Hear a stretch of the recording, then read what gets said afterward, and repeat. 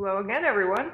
I am back again, this time with Irina Kukuyeva, who is a fractional chief data officer, and she is here to tell us what we want, what we really, really want, aka how to identify the real business question. As a reminder, you can find Breakouts Lounge and how to join the community up top, and our other tracks if you want to look around before the end of the day are in the top left. Go ahead and interact with us in chat and ask some questions for Irina as she goes, and I'll be back in about 23-ish minutes for some Q&A, but with that, Irina, I'll hand it over to you. Sure. Thank you for the introduction. Hi, everyone. I'm Irina. Glad you can make it to the talk. Thank you to Census Operational Analytics Club for having me and for supporting all of the speakers in this conference. And I have to give a really big shout out to Josh Richmond for suggesting the title of this talk. Today, I wanted to share tips and advice with you on how to really understand and uncover the business question. These are things that I've learned sometimes the really hard way as an internal and external data consultant, mentor, advisor, interim manager. When I've lost track of the business question, sometimes this happened. I don't know, has that happened to anyone else? Or maybe this. You deliver a deliverable to a stakeholder and then they say, this looks great. Can we also have a drill down to see which customers also meet this additional criteria and this other one and this other one? And then eventually you're down to one person and it's not clear what were we trying to do. And as someone that also helps companies hire individual contributors and managers, I actually see a lot of resumes with task-based bullets. So let's try to fix this. And feel free to add in the chat if there's any other symptoms that are missing here that are a symptom of forgetting to understand what the business question is.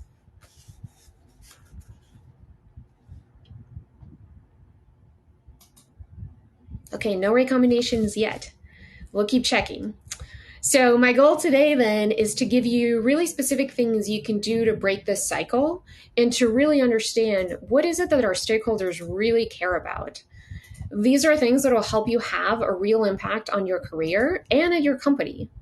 And I'll give you very specific things that you can do starting today.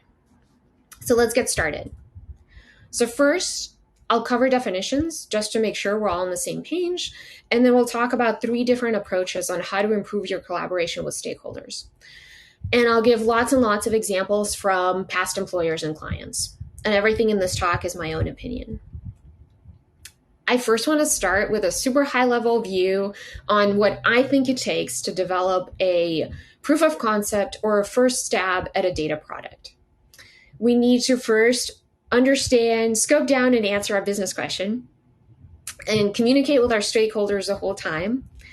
And eventually, we want to deliver something to our stakeholders so that they can use it to change our customers' behavior, even by a little bit. And this little change is what's going to help the company make or save money. And I'll dive deeper into what this all means throughout the talk. Now, when you look at this pyramid, this is very, very simplified view because, as you can imagine, everything's interconnected. When we prioritize, we should still talk to our stakeholder. When we plan things out, we should run it by our stakeholder. When we start looking at our data, probably need to pivot the question a little bit. We need to meet with that stakeholder. You get the idea. And depending on where on the company, depending on your company and your team, you might have one person responsible for each level, or maybe you're the person that's responsible for this whole pyramid. And once the bases are covered, the higher up you go, theoretically should take less and less time to implement. But today we're going to focus and deep dive into this bottom level, which is understanding the business question. So let me do a super, again, high-level summary of what I think the business question is, and then we'll talk about specifics throughout this talk. So suppose the company has spent $200,000 on the data collection and your salary. What is something that we can give to our stakeholder so that they can move the needle on something so that the company can make or save $400,000, $300,000, or some other big number? What do I mean by that? So for example, one of the common requests that we get is, well, what is the lifetime value of our customers? Or can you just cluster some customers for us?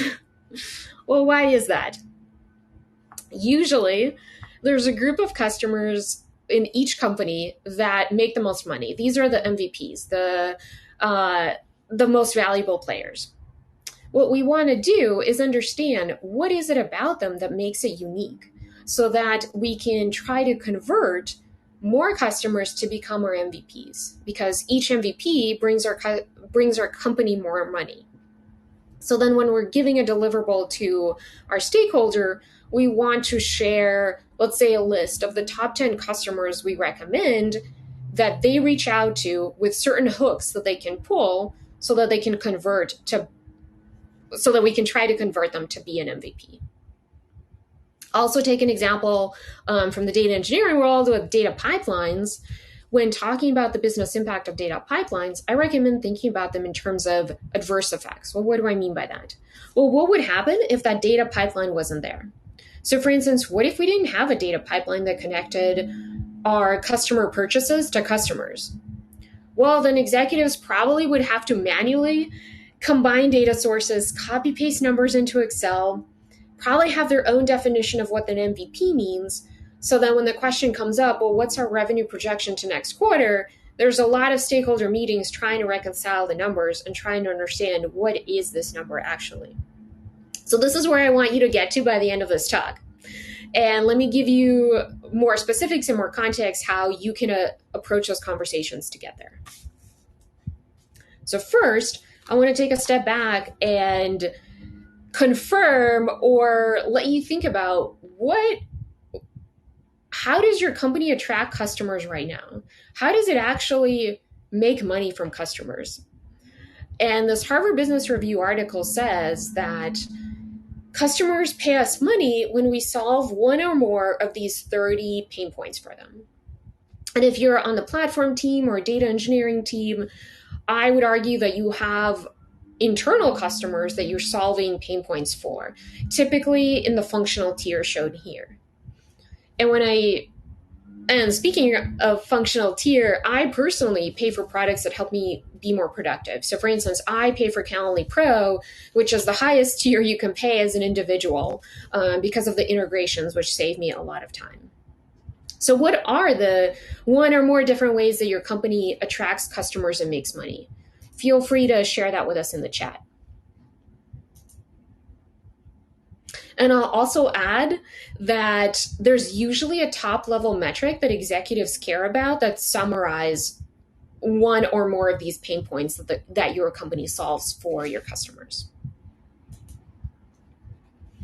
Okay, so now that we know how our company makes money, now we need to know the other piece. Well, what are different ways that we can affect or change our customers' behavior? And Phil Libin a few years ago introduced this concept of every company can be summarized by 14 lines, shown here. I'll actually zoom in on this on the next slide. And feel free to take a screenshot. We'll come back to this slide again and again. I'll share a link to these slides at the end, but I wanted to get you more experience with talking to stakeholders around these lines during this talk. So for instance, some or most of these you already recognize. There's churn, there's retention, there's activation. And my advice is to, when talking to stakeholders, make sure you're on the same page about when they talk churn, do they mean line 10, which is super high priority, which is when our high value customers become inactive, or do they mean anyone that has become inactive? So line 8 and 10 combined, for example.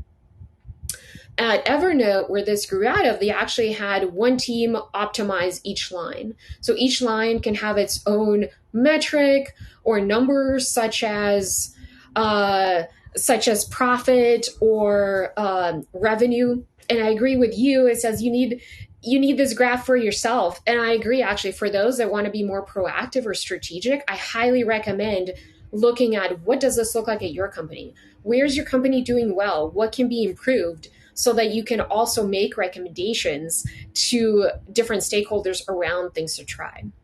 I'll also add that if you're a marketplace, you want to create one chart for one side of your customers, so the demand side, one for supply.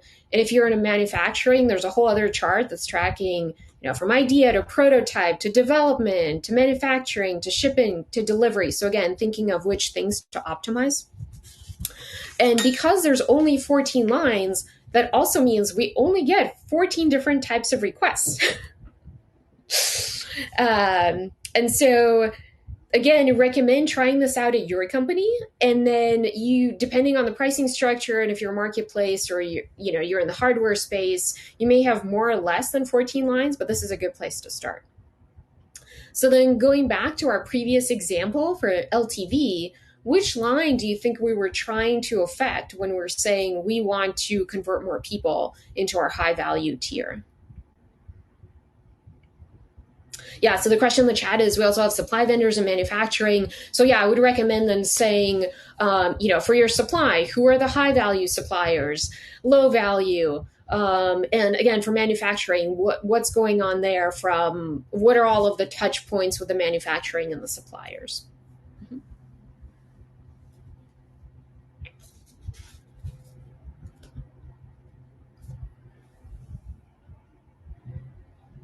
Yeah, so for LTV, I would say we're looking at expansion, or line 6, because we want to convert more low value users into our high value users. So now that we know how our company makes money and what are the different ways that we can affect our customers, let's talk about how to navigate those conversations with our stakeholders to uncover the details around these. So again, by asking certain questions, and we can figure out, well, which of the 14 requests are they actually interested in? So first, I wanted to share the ideal way that conversation can go. And I promise this does actually happen, typically with stakeholders that are more financially focused and executives. Because we can get on the same page fairly quickly, this actually builds a lot of rapport. So one example would be if you're working for a company that's providing IoT or connected device services.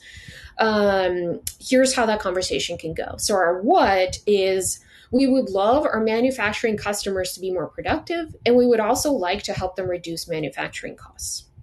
How? Well, what if during the manufacturing process, we can flag low quality parts before they get into the hardware systems? And why we're doing this is because we get a lot of requests for this from our prospects, but also we can sell this capability to our largest clients. But for now, we'd love to see if this capability is even possible. So which line do you think we're trying to affect here if we're trying to see if it's feasible to do a real-time recommendation engine?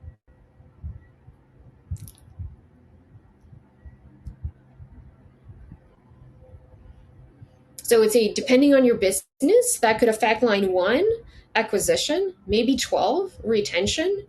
And depending how the pricing structure is in your business, that could be 3 or 4, the conversion. So from some users to first-time users to low or high value customers. And then if you're a data practitioner, how do you navigate that conversation with your non-technical managers or stakeholders to help you prioritize technical debt? Well, one way to do that is to talk about it this way. So our what is, we want to make sure that our executives have a single accurate source of truth when they're doing those revenue projections. So we want to be super sure that we're able to accurately track which of our customers just upgraded to the premium tier. This way, when the executives meet with the board and discuss company strategy, we don't prioritize something that would take up a lot of developer time, but we didn't need because we reached the wrong conclusion because our numbers were incorrect. So back to our 14 lines, then your conversation is around making all of the lines possible, the accuracy of those, and then improving the turnaround time to getting those metrics. Notice in both of these examples, we know that the business impact could be huge, even if we don't know what exactly that number is. And I'm using terms that our stakeholders and customers care about. And the asterisk around how much is because exact impact is never guaranteed. Data quality or model worked offline, and then online is going to look something different. But having said all of that, when you first start out, sometimes it's not really clear. What is our customer or stakeholder really, really interested about? And then I highly recommend using this 5 whys framework.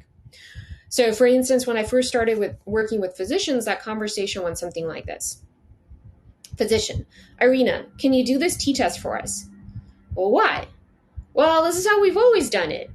But why? Well, this is how our past consultants have always done it. Okay, let's take a step back.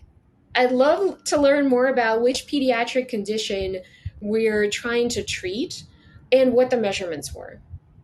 Oh, wow. So you'd like to see this observational study. If from this observational study, this protocol you've developed to treat the condition can really improve the lives of our customers. That's awesome.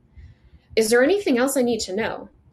Oh, I see. You'd love me to help you draft the analysis section of the grant. Sure.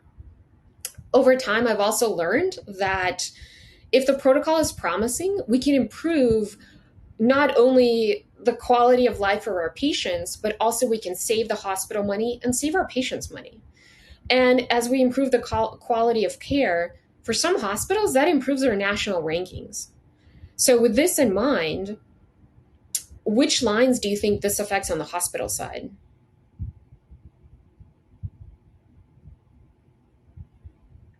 So I would share that this might affect line 7, so contraction around cost. So now patients are spending less money. It might also affect line 1, so activation. So maybe as the rankings improve, more patients, find out and then go to that hospital, which is great. And as an aside, I'll actually add that it took about 6 months to retrain physicians to go from, Irina, can I have a t-test, to here's the context and leaving the ML to me. I'll also add that I never ended up doing a t-test because the data, the non-independently sampled data t-test was just not appropriate for that. As an interim manager, when I do this exercise with direct reports, it usually takes about an hour to really dive deep and understand why a certain task was important. And with prospective stakeholders or clients, it might take many meetings, and sometimes you might not get there. And that's okay, because there's a lot of other higher priority requests. Well, how do you actually scale this? So if you don't already, I highly recommend having an intake template that helps you understand what is the stakeholder actually asking. And if right now you don't have enough information around how to make something actionable, I recommend adding these 3 questions to that form and then fleshing this out with your potential stakeholder in that form using advice from previous slides. This way, you're able to prioritize requests that have the highest impact, the most actionable, and then win-win for everyone. Of course, the asterisk around priorities, there's other things to consider when prioritizing. But here's an example around end goals for an online advertising platform. So our goal is around line 1, activation. How do we get people that have never heard of your company to try out your product? As a client of an ad agency, you want to make sure that your prospects become customers. And as an ad agency, we want to make sure that our algorithms are targeting the right prospects. So then how do you put this together is by increasing the relevancy of our ad targeting, if we can increase the click-through rate, say by 0.001%, our company can make an additional 6 figures. That's pretty cool, right? So hopefully now you now have a bigger toolkit for developing data products. We've learned that the successful data product is really about understanding the business question before starting any development. We can start by understanding how is it that we can change our customers' behavior, which will then make or save the company money. We can always ask for more context and borrow authority from executives to help us identify and prioritize those high-impact actionable results. And now, knowing that there's 14 lines to summarize each business, and actually only 14 types of requests that we can improve the business around the company, you now can become more strategic. So hopefully then you'll help the company grow, and I imagine recognition and visibility will follow. And your resume will improve. I'll close with some parting advice. I found that the first version of deliverable is never the last. And some proof of concepts will make it into production, and that's okay, as long as everyone's on the same page. And then there's no surprises. So here's some resources. Here are some resources to help you navigate that conversation. You got this. To get more experience developing data products, I highly recommend these other sessions at the conference. So thank you. Are there any questions? And here's the link to the presentation.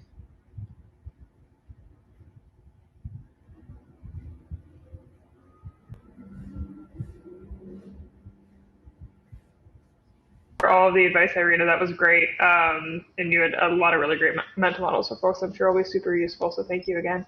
Yeah, my pleasure.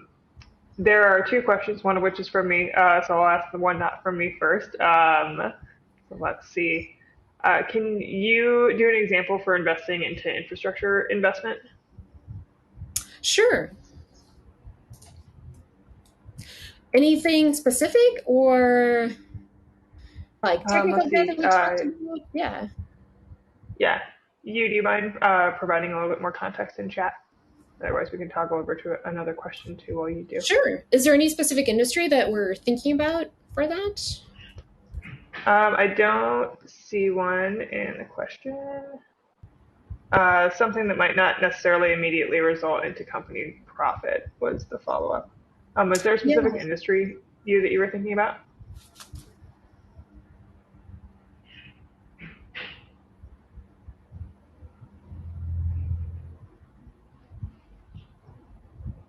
Right. So improve manufacturing robustness. Yeah. So one example.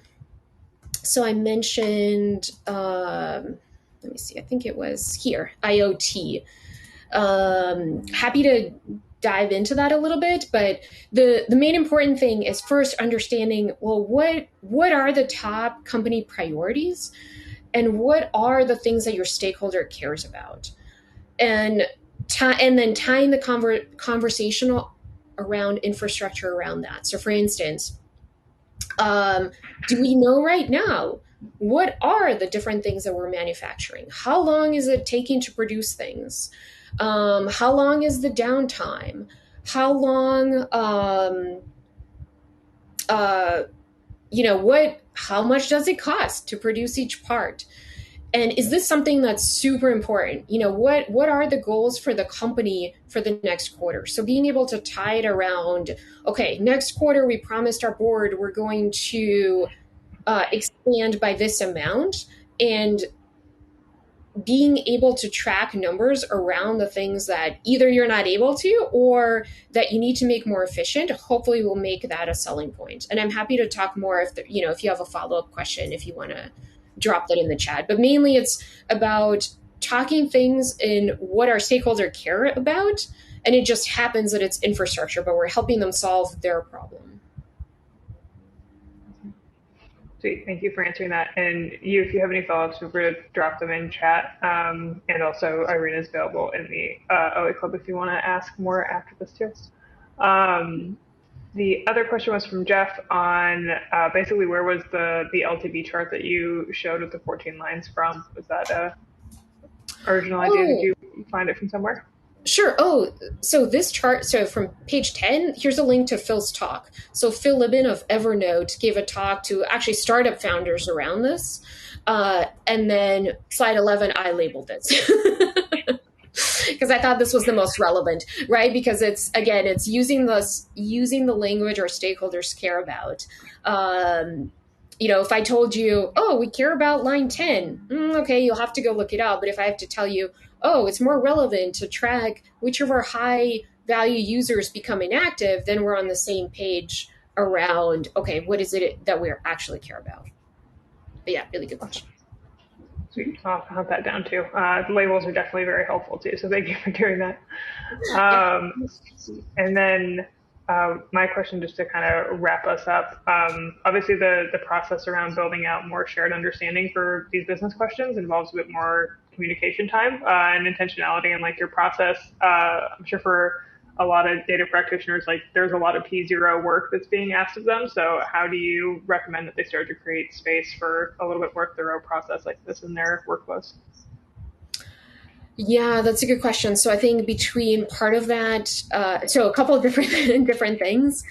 If I may share, so this is a blog post where I would say dark arts on stakeholder management, which is figuring out, are we actually on the same page? So not just, okay, this is the highest priority item, but also what is happening to the other items, so that when you're going to your stakeholder, you'll say, okay, well, what's important? Well, everything, right? Which is sometimes that is the answer, but is that the right answer? So I don't know. Does that help a little bit? And happy to dive into other advice, of course. Yeah, yeah. If you have any other snippets, we have a couple minutes. So any other advice would be great, and I'll open that blog up and share it in the community too after this, so folks can read through it. Yeah. I would say, are there any other aspects of when you're having those conversations that you're finding challenging? Any specific advice you're on? I don't have to as much. From the folks that we talk to, I think it's generally like the resistance of everything is important, or like we do have enough information to do something, so I don't want to spend additional times like rotating on additional depth. I think it's the other one that I generally hear the most.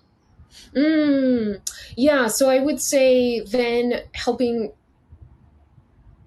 So one thing that I found is when I have those conversations, everything is important. It's okay, well, we can't do everything, right? And what is the most impactful thing? So I try to prioritize actually based on this to say, okay, well, what has the high impact? And, usually there's a roadmap. We prioritize things for the quarter. So if there's certain things that are, we can do really fast to do a win, um, that will get prioritized. Something else does need to deprioritize. And then also, what I mean by borrowing authority from executives, it's if we know that the most important thing for our business is to move the needle on converting more people to be MVPs, that is the high priority. And I've definitely had that. We have templates for intake requests for different clients, and then the question becomes, well, why didn't you get to my thing? And then it becomes, okay, well, the highest priority, this is what the executive said was important. So we need to do this first.